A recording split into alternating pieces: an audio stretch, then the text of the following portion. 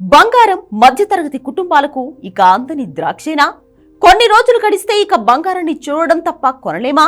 ఇవే ప్రశ్నలు ఇప్పుడు సామాన్యుల్లో కలుగుతున్నాయి.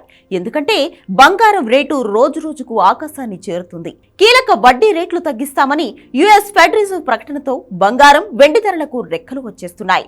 దీనికి తోడు వివిధ దేశాల సెంట్రల్ బ్యాంకులు కూడా బంగారం నిల్వలు పెంచుకోవడంతో పసిడికి డిమాండ్ ఎక్కువైంది. ఫలితంగా అంతర్జాతీయంగా ఇన్వెస్టర్లు బంగారం వైపు మొగ్గు చూపుతున్నారు. పసిడి ధర ఆల్ టైమ్ రికార్డులు నెలకొల్పుతోంది. దీంతో ఇటు జాతీయంగా అటు అంతర్జాతీయంగా బులియన్ మార్కెట్లో బంగారం, వెండి ధరలు ఆల్ టైమ్ గరిష్టానికి చేరుకున్నాయి.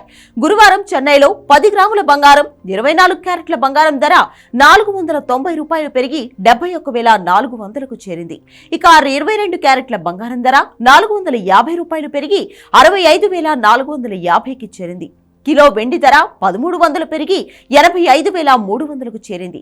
దేశంలోని అన్ని ప్రధాన నగరాల్లో కాస్త అటు ఇటుగా ఇదే స్థాయిలో బంగారం రేట్లు కనిపిస్తున్నాయి. హైదరాబాద్లో 24 క్యారెట్ల తులం బంగారం ధర $600 పెరిగి 70,470కి చేరుకుంది. ఇక 22 క్యారెట్ల బంగారం ధర 500 పెరిగి 64,600కు రీచ్ అయింది. మల్టీ కమోడిటీ ఎక్స్చేంజ్ లో కూడా బంగారం ధర దూసుకెళ్లింది. 24 క్యారెట్ల బంగారం ధర 70,275 వరకు చేరింది. జూన్ నుంచి వడ్డీ రేట్లు తగ్గుతాయన్న US Fed chairman Jerome Powell చేసిన ప్రకటనే బంగారం ధర పెరుగుదలకు కారణమని బులియన్ మార్కెట్ విశ్లేషకులు చెబుతున్నారు. అంతర్జాతీయంగా వరుసగా 6 సెషన్లలో బంగారం ధర పరుగులు తీస్తోంది. ఇంటర్నేషనల్ మార్కెట్లో 1 ఔన్స్ బంగారం ధర $2,300కు చేరడం ఇదే మొదటిసారి. 2023-24 ఆర్థిక సంవత్సరంలో MCX లో బంగారం ధరలు 12% పెరిగాయి.